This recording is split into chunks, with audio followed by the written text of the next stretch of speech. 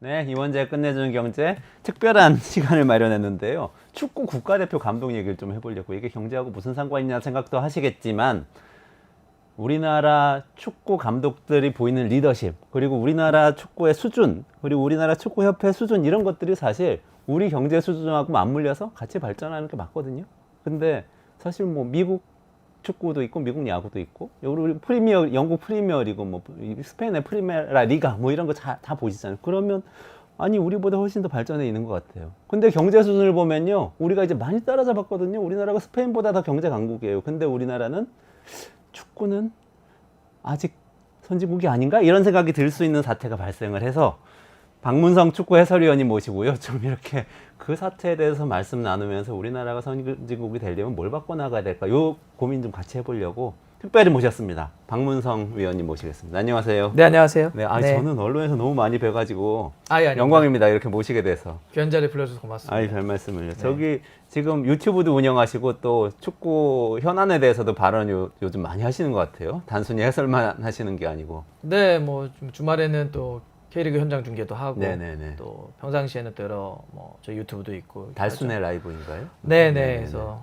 요즘은 이제 그렇게 사람들을 만날 수 있는 통로들, 뭐 플랫폼이나 디바이스가 많이 다양해졌기 때문에 네. 다양한 공간을 통해서 만나고 있습니다. 아, 그렇군요. 이 많은 분들이 관심이 있으신데 축구 국가대표 감독 선임, 네. 이 홍명보 감독이 선임됐다는 뉴스를 저는 추갈못입니다. 내부 사정은 전혀 몰라요. 그냥 K리그도 잘 모르고요, 솔직히. 네. 국가대표 경기는 열심히 봅니다. 그리고 2002년 월드컵 당시에 또 거리로 나가서 응원했던 기억도 있고. 뭐 그러시면 되죠. 그때부터 뭐. 시작해서 네. 이렇게 쭉 축구를 이렇게 외부에서 사랑하는 그런 네. 아주 일반인 팬인데요. 네.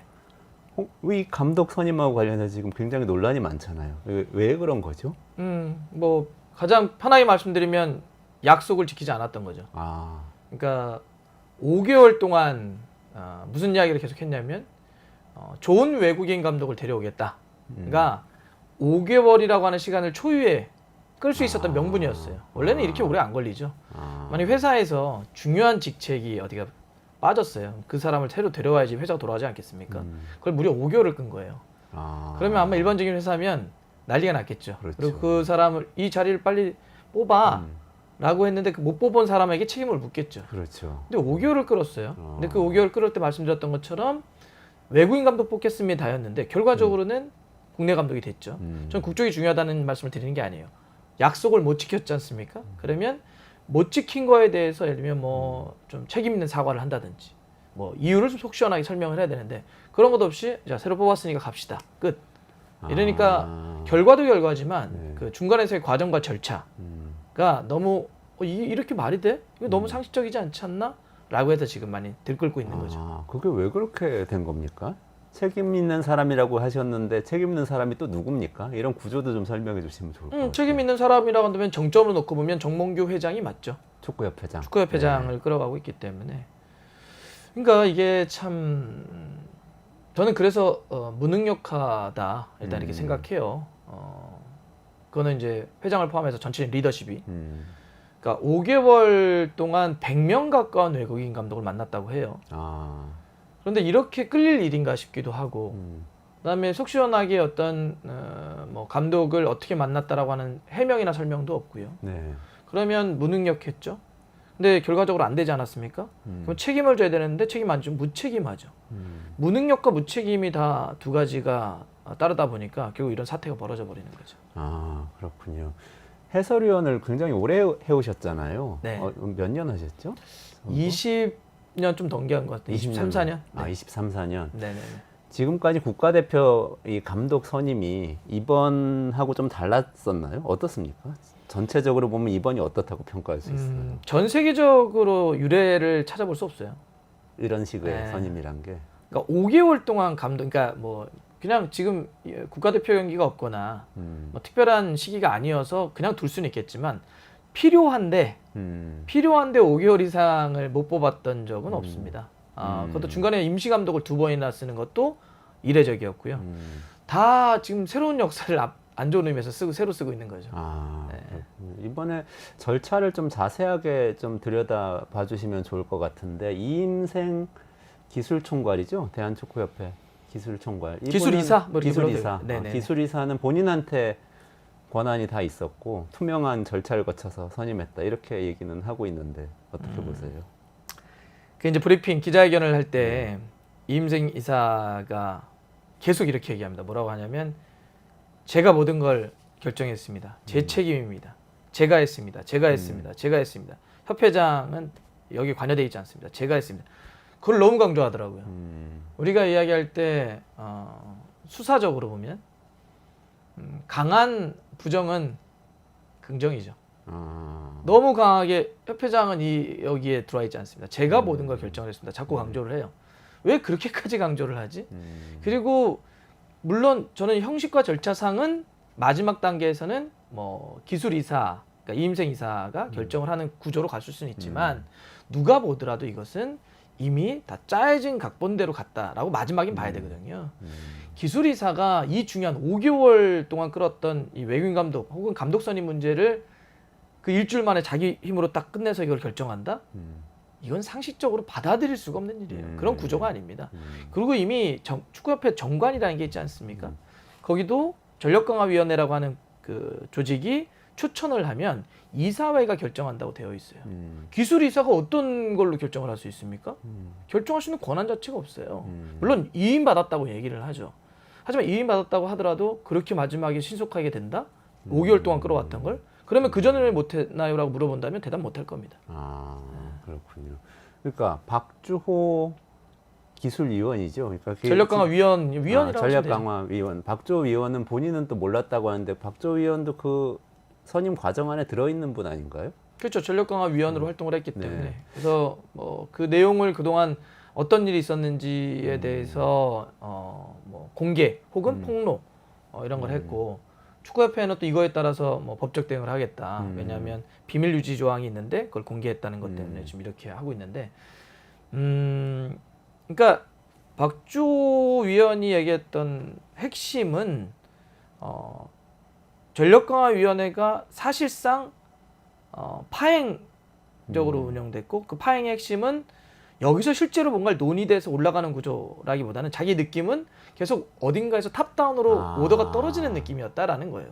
한쪽으로 방향으로 이거는 이미 누군가를 정해놓고 가는 방향이었다. 우리가 뭔가를 논의해서 좋은 감독을 뽑읍시다가 아니라 이렇게 갔다는 주장이거든요.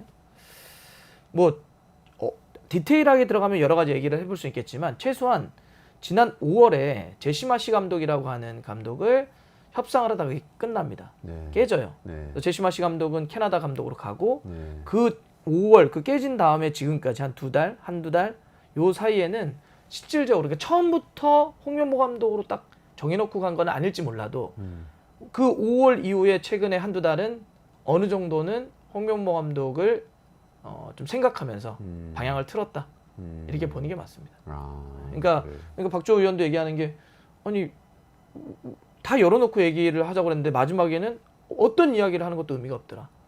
전 제가 몇 가지 확인한 거로도 그 맞는 주장입니다. 저는 박주호 위원의 어떤 공개 이야기는 정당하다. 저는 이렇게 생각합니다.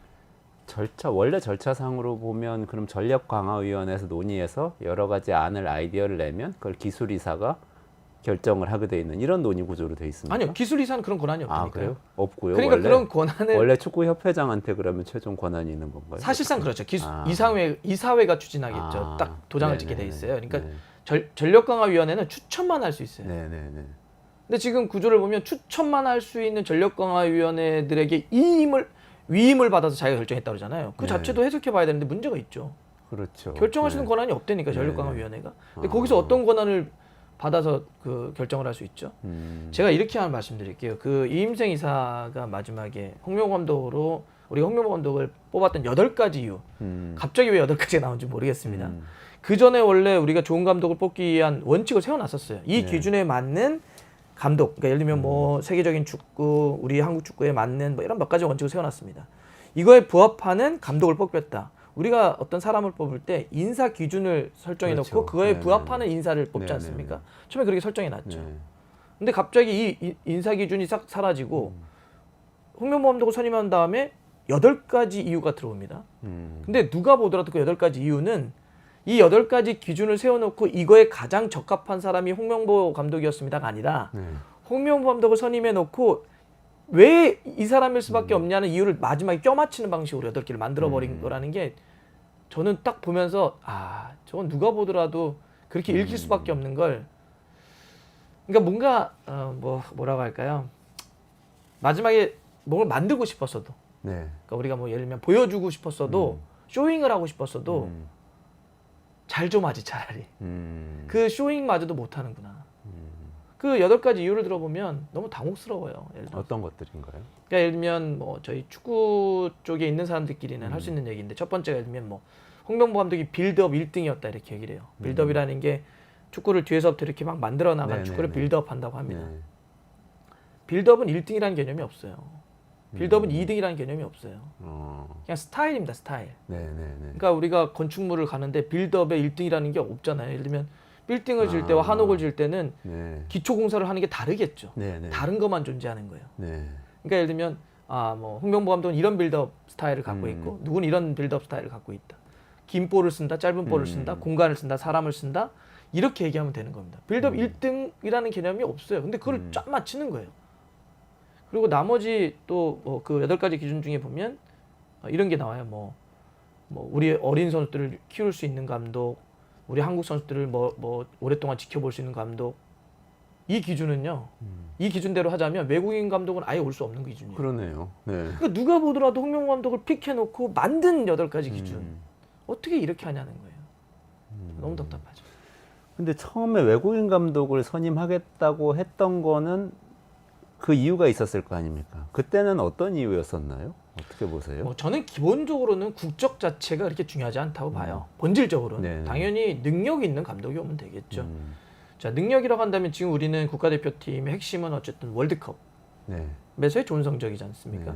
그럼 월드컵이라고 하는 무대는 세계적인 무대이기 때문에 뭐 우리 선수들을 잘 보고 뭐 원팀으로 잘 만드는 것도 중요하겠지만, 전 세계적인 경쟁력을 확보하기 위해서 전술적인 트렌드는 어떻게 가고 있지?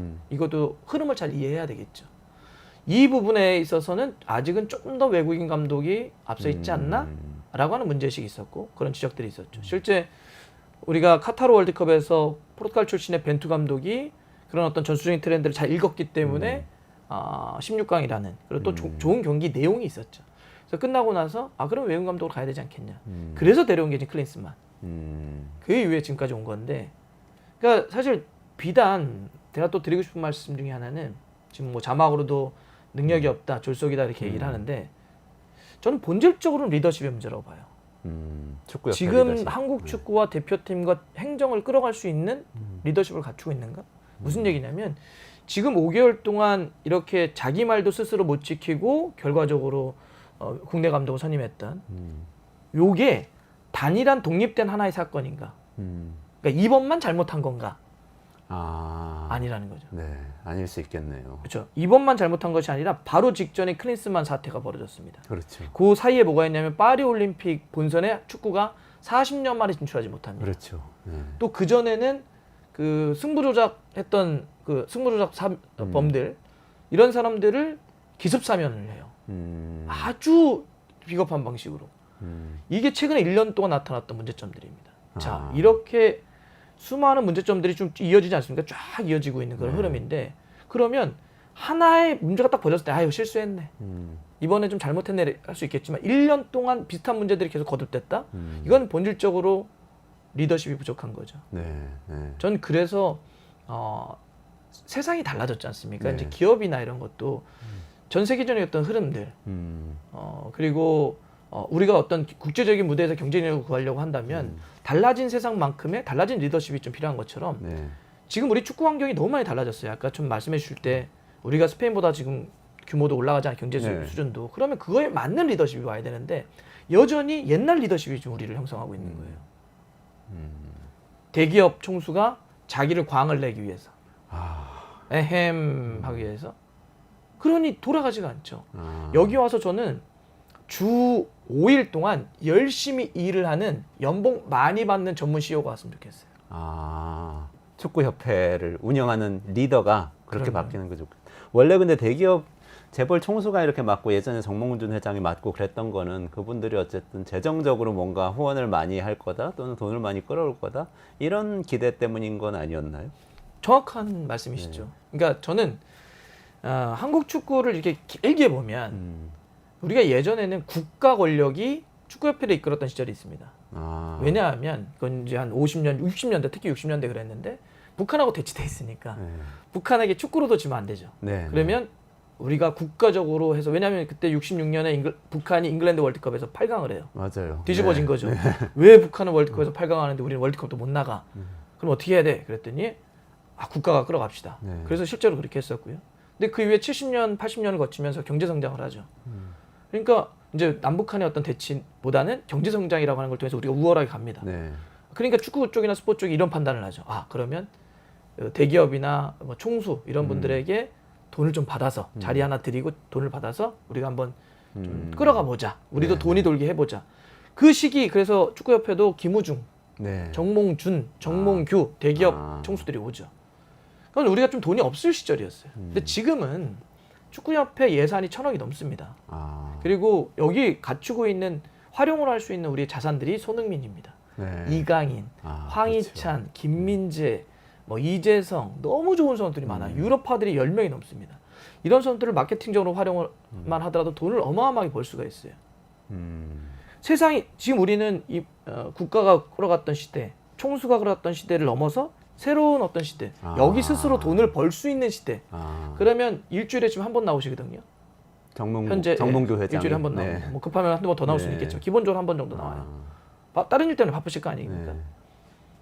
그리고 연봉을 아마 안 받는 걸로 알고 있을 겁니다. 협회에서. 그래요. 근데 자원봉사처럼. 저는 이거를 박수 쳐주고 싶지 않아요. 그렇죠. 차라리 연봉을 10억 드리겠습니다. 돈 안 받으면 취미생활 됩니다. 그렇죠. 원래. 만약 50억, 저는 50억도 드릴 수 있다고 봐요. 네. 정말 일 잘하시는 50억 드리고 주 5일 근무해달라고 얘기하고 풀타임 잡으로 대신에 요구해야죠. 축구계는 50억 드릴 테니 500억 벌어다 주세요. 그렇죠. 지금 500억 벌 수 있는 우리는 자산을 갖고 있습니다. 그러니까 이렇게 세상이 달라졌어요. 시대가 달라졌으면 그 리더가 달라져야죠. 근데 여전히 우리는 21세기의 머리를 갖고 있는데 19세기 꼬랑지나 20세기 몸통이 21세기 머리를 끌어가려고 하니 충돌을 하는 거죠. 그래서 제가 아까 말씀드렸던 것처럼 지금의 사태가 비단 5개월 동안 감독 선임 하나 못한 거가 아니라 왜 최근 1년 동안 이 수많은 참사들이 이어질 것이냐, 이어지고 있는 것이냐. 이거는 이걸 담지 못하는, 감당하지 못하는 리더십의 문제가 있다. 그러니까요. 제가 생각해 보니까 예를 들면 뭐 영국의 프리미어리그의 맨체스터 유나이티드나 뭐 이런 곳들은 아예 상장 기업이잖아요. 맞습니다. 그래서 상장 기업이면은 CEO가 뭐 다 책임지고 돈 못 벌면 그냥 옷 벗는 거 아닙니까? 맞죠. 그리고 교체되고 또 주주들이 불만이 있으면 또 CEO 교체하라고 요구하고 거기에 합당한 논의를 하고 또 뭐 메이저리그 사커는 저는 몰랐는데 이번에 나오시는 것 때문에 자료를 찾아봤는데 거기는 사무국이 또 굉장히 그러니까 협회죠. 메이저리그 사커 협회 차원의 비즈니스를 굉장히 많이 하더라고요. 이런 경우도 있고 이런 모델이 다 있는 것 같은데 우리나라는 모델이 있나요? 하는 질문 제가 드리려고 했어요. 어떤 건가요? 하고. 그러니까 이게 본질적으로는 견제받지 않는 권력의 전형적인 무능력과 부패 같은 느낌이죠. 이번 정몽규 회장 체제가 네. 그렇다는 거예요. 그러니까 이거는 회장 선거가 내년 1월에 있는데 회장 선거를 만약에 일반적인 사람들이 들어가서 할 수가 없습니다. 우리 과거의 표현으로 하면 체육관 선거예요. 100명에서 300명 정도 대의원 선거인단을 뽑아서 거기서 됩니다. 거기만 관리하면 됩니다. 그러니까 여론의 눈치를 볼 필요가 없어요. 그렇다고 해서 국가 권력이 직접 협회를 또 들어가는 것도 피파의 제재를 받을 수가 있습니다. 물론 대한체육회와 문체부를 통해서 관할 단체이기 때문에 할 수는 있겠지만 어쨌든 직접 들어가는 건 안 돼요. 그러니까 또 거기도 문제가 있죠. 아니면 아까 얘기했던 그런 유럽의 그러면 그 팀들은 어떻게 되는 거냐? 거기는 시장의 견제를 받죠. 소비자들의 견제를 받습니다. 운영을 못하면 소비자들이 바로 반응을 하죠. 네네. 시장에서 니네 축구라고 하는 상품을 못 만들어? 니네가 운영을 못해? 나 그럼 니네 보이콧 하겠어. 그럼 시장에서 그거보다 무서운 게 어디 있어요? 그러니 그렇죠. 뭔가 계속 그 소비자들의 니즈에 맞춰서 경영 혁신도 하려고 그러고 살아남기 위해서 노력을 하죠. 근데 여긴 그런 게 없어요. 혁신에 될 이유도 없고 견제받지도 않아요. 그러니 제가 1년의 모습을 보면서 가장 개인적으로 화가 나고 좀 축구 쪽에 20몇 년 있으면서 이렇게 자괴감이 들었던 건 뭐냐면 일단 이거밖에 안 되나? 내가 몸담고 있는 축구가. 그리고 더 나아가서는 어떻게 눈치도 안 보지? 그러니까 이 정도로 일을 못하고 이 정도로 문제를 이렇게 흐트러 놨으면 최소한 눈치 보는 척이라도 해야 되지 않습니까? 눈치도 안 봐요. 왜 그럴까 봤더니 눈치를 봐야 될 이유가 없는 거야. 좀 그게 너무 속상합니다. 그러네요. 따지고 보면은 우리나라가 뭐 이렇게 기업들을 보면요, 사실 반도체 우리나라 뭐 이렇게 신발 만들고 그러던 기업들이 다 성장해가지고 지금 삼성전자가 되고 네. 반도체 팔고 뭐 휴대전화 팔고 뭐 AI 시대에 맞춰가지고 막 성장해 나가는 거 아닙니까? 이렇게 성장을 해왔는데 축구는 생각해 보면 선수들은 성장을 많이 한 것 같아요. 그러니까요. 손흥민 선수 같은 사람은 옛날에 없었잖아요. 없죠. 네. 그런 사람들이 계속 나오고 또 뭐 팬들도 사실 K리그가 이렇게까지 인기 있지는 않았잖아요. 저는 어린 시절을 기억하는데 그때는 야구에 밀려가지고 굉장히 한산했던 것 같은데 많이 또 이렇게 팬들 많이 너무 성장한 좋아요, 것 요즘 같아요. K리그가. 그렇죠. 예. 사랑 많이 네. 하시는 것 같은데 뭔가 이걸 운영하는 어떤 체제 이 점을 지적을 해주신 것 같아요. 그러니까 그릇을 얘기하는 거죠. 그릇. 네. 지금 우리의 요 안에 들어가는 식재료는 역대급이에요. 이런 선수 구성을 갖고 있던 적이 없어요. 아, 우리 팬들은 그러니까 정말 훌륭한 식재료가 있는데 지금 문제는 셰프란 말이죠. 이 좋은 식재료로 사람이 먹을 수 없는 음식을 만들고 있어요. 그러면 이건 식재료 탓입니까? 셰프의 탓입니까? 셰프 탓이죠. 셰프 탓이죠. 네. 제가 그래서 자꾸 리더십과 축구협회를 얘기하는 거죠. 셰프를 바꿔야 돼요. 그러지 않으면 이 좋은 식재료가 계속 먹을 수도 없는 엉망인 음식이 만들어질 겁니다. 지금 이번 케이스만 딱 놓고 보면요. 홍명보 감독이 선임되기 전까지 이제 파행적인 과정을 설명을 해주셨잖아요. 근데 그 배경은 뭐였을까? 이유는 뭐였을까? 돈 때문이었을까요? 예를 들면 외국인 감독 데려오려면 돈을 많이 줘야 되니까. 아니면 뭐 협상력이 부족해서 어떤 이유였을까요? 진짜 이거야말로 총체적이죠. 네. 그러니까 홍명보 감독을 이제로 규결된 거는 5개월 동안 그러니까 예를 들면 뭐 정보력, 협상력, 그다음에 아까 돈 이런 문제들이 다 걸립니다. 제가 예를 들면 그 박주호 위원을 그 법적으로 대응하겠다라는 얘기 딱 들었을 때 제가 바로 들었던 생각은 뭐냐면 이 5개월 동안 어떤 일이 있었냐면요. 전력강화위원회가 회의를 하지 않습니까? 그러면 실시간 회의 도중에 실시간으로 그 내용이 보도돼요. 단독이라는 의미로. 아, 한두 번이 아니고 계속 그랬습니다. 5개월 그래서 내내. 흘러나오는 거네. 네. 정보가. 근데 만약에 뭐 우리끼리의 정보면은 뭐 그럴 수도 있다 치죠.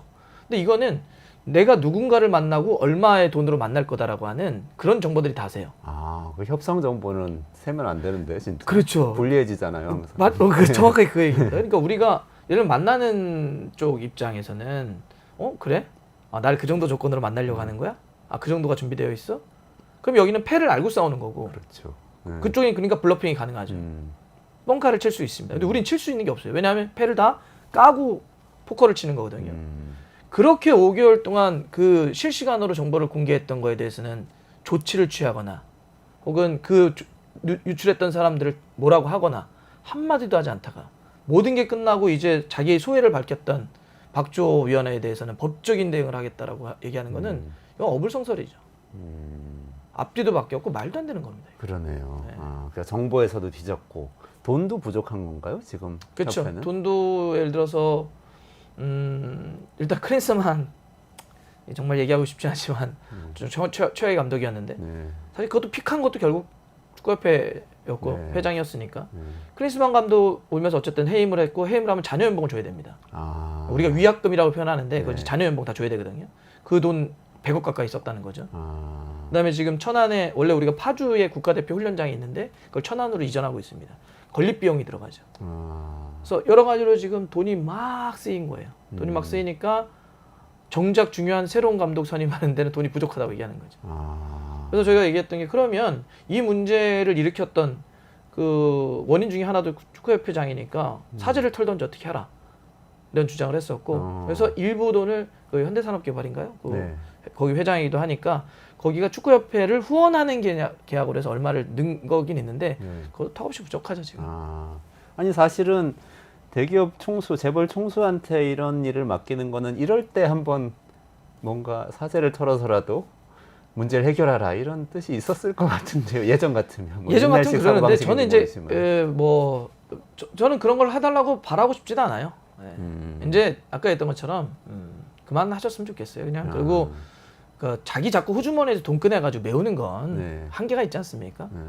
호주머니에서 돈 꺼내지 않아도 충분히 이 돈을 돌아가게 할 수 있는 그런 CEO 전문가로 아, 그렇죠. 좀 이렇게 물려주셔도 되지 않나요? 네. 이제 아, 그런데 왜 그렇게까지 고집을 해야 하는지 잘 모르겠습니다. 홍명보 감독 쪽은 어떻게 보세요? 어떤 걸 어떻게 홍명보 보냐면. 감독이 어쨌든 수용하겠다고 한 거 아닙니까? 아, 왜? 그러니까 사실 네, 그것도 예전에는 그렇게 안 한다고 안 한다고 했었죠. 계속 그 울산의 선수들도 또 뭐 당연히 안 가는 걸로 알고 있다가 또 뒤통수 맞았다는 느낌일 것 같기도 하고. 울산 팬들 같은 경우는 정말 날벼락 맞았죠. 네, 울분을 토하고 있습니다, 실제로. 네, 이게 그냥 사실 이걸 보시는 분들 중에 축구에 특별히 어떤 팬이 아니면 그 감정을 모르실 텐데 그러니까 팬이라고 하는 건 자기의 감정, 열망, 존재 이런 걸 다 투영시켜 버리잖아요, 거기에. 네, 네. 그래서 이렇게 밖에서 보면 야, 뭐 팀 하나 우승했다고 저렇게 울어. 근데 나오죠. 그렇죠. 그러니까 그게 이렇게 일치돼 버려요, 삶이. 네. 근데 이렇게 일치돼 있는 사람도 있었습니다. 근데 그 사람들에게 홍명보 감독이 최근에 계속 얘기를 했죠. 안 떠난다. 걱정하지 마라. 다 루머다. 근데 하루아침에 떠나버리는 겁니다. 지금 박주호 위원의 공개 폭로가 정당한 것처럼 울산 팬들과 K리그 팬들의 이 울분 역시 저는 정당하다. 일단 말씀드리고요. 그러면 왜 홍명보 감독이 갑자기 틀었냐? 저는 두 가지로 해석합니다. 하나는 개인적인 이해와 욕망이 있었겠죠. 홍명보라고 하는 사람은 축구 인생을 놓고 보면 정말 승승장구했던 최고의 사람이었습니다. 선수로서 말할 것도 없죠. 2002년을 기억하죠. 4강 플러스 그 전에도 뭐 한국 축구 역사의 최고의 수비수였고 뭐 리베로. 그다음에 지도자가 돼서도 2012년 런던 올림픽 때 또 사상 최초의 동메달. 그리고 이제 최근에 울산을 이끌면서도 K리그 연속 우승. 근데 딱 하나의 오점이 있어요. 2014년 브라질 월드컵. 그때 과정도 결과도 최악이라는 평가를 받았죠. 그래서 엄청난 비판에 시달립니다. 지난번 국가대표 감독을 했을 때 네. 말씀이시죠. 그러니까 홍명보 감독이 사석에서도 그렇고 공적으로도 그렇고 항상 했던 말이 내가 언젠가 내 인생에 딱 하나의 오점. 그 월드컵에서 실패 감독으로서 그걸 내가 언젠가 한번 만회하고 싶다. 그 개인적인 이유와 욕망이 이번에 투영됐을 거라 보고요. 두 번째는 그 무능력 있던 축구협회가 5개월을 돌아서 할 사람이 없자 당신 아니면 우리 죽습니다. 라고 해서 삼고초려 읍소 뭔가를 했겠죠. 네. 근데 이제 울산 팬들 말씀하시는 거는 정말 좀 안타깝네요. 그러니까 뭐 이게 프로스포츠도 기업처럼 고객이 가장 중요할 것 같은데. 그러니까요. 근데 제가 넷플릭스에서 저도 대충 넘어가면서 봤는데 썬더랜드 티라이다이라고 그 죽어도 썬더랜드 그런 수작이죠. 거 보면은 정말 팬들하고 이 축구라는 스포츠가 이렇게까지 연결이 돼 있구나. 뭐 이런 생각을 많이 했거든요. 그러니까 그 되게 중요한 말씀을 해주셨는데 정말 이러면 K리그는 소비자분들 즉 팬들한테 축구 와서 봐주세요 이런 얘기 그렇게 쉽게 해서는 안 돼요. 진짜 혼나야 됩니다. 그러네요. 그러면은 지금 이렇게 상황은 아주 안 좋은 상황이 됐는데 이제 어떻게 해야 됩니까? 그럼 이 상황에서 풀어갈 방법이 어떤 걸까요? 저는 개인적으로는 정몽규 회장이 지금 사선 도전을 하겠다고 얘기를 하고 있거든요. 뭐 그냥 그런 움직임을 보이고 있습니다. 뭐 공식적으로 발표한 건 아니니까 움직임을 보이고 있는데 사선 연임을 못할 수 있는 방법을 찾아보고 싶고요. 찾아보려고 하고 있고요. 개인적으로는 지금 그리고 축구계에서 상당히 많은 여론도 사선은 안 된다. 그래서 일단 그렇게 정몽규 회장의 사선 도전에 대한 우리가 작은 힘이겠지만 할 수 있는 게 뭘까 좀 찾아보려고 하고요. 당장은 그런데 이제 어쨌든 이거 돌이킬 수는 없잖아요. 홍명보 감독을 좀 선임했는데 갑자기 돌이킬 수는 없을 것 같아서 그래도 시작을 하면 준비 잘해야 되겠죠. 지금 우리 월드컵 3차 예선 조추첨이 얼마 전에 있었고 빠르게 상대 팀들에 대한 분석도 좀 해야 될 거고 그다음에 감독이 바뀌면 선수도 다 바뀝니다.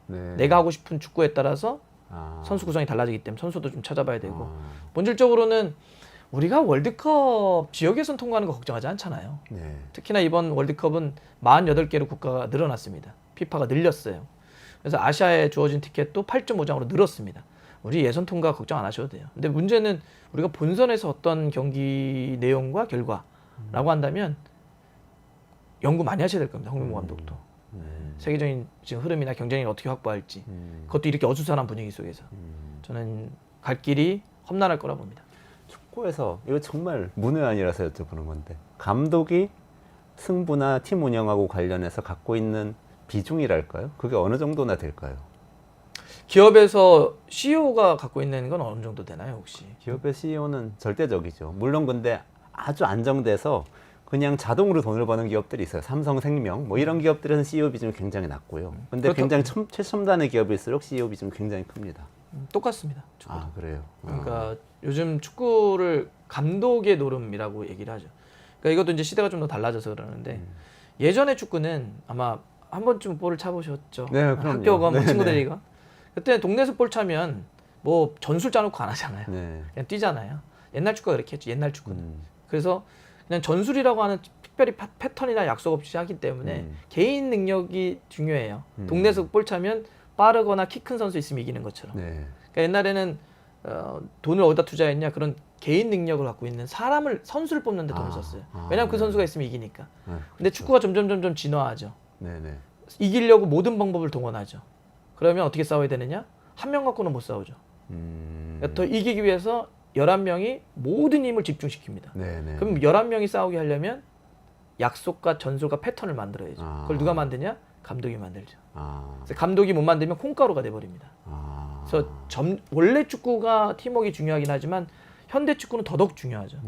그래서 감독이 팀을 망치게 하기도 하고 팀을 완전히 살리기도 합니다.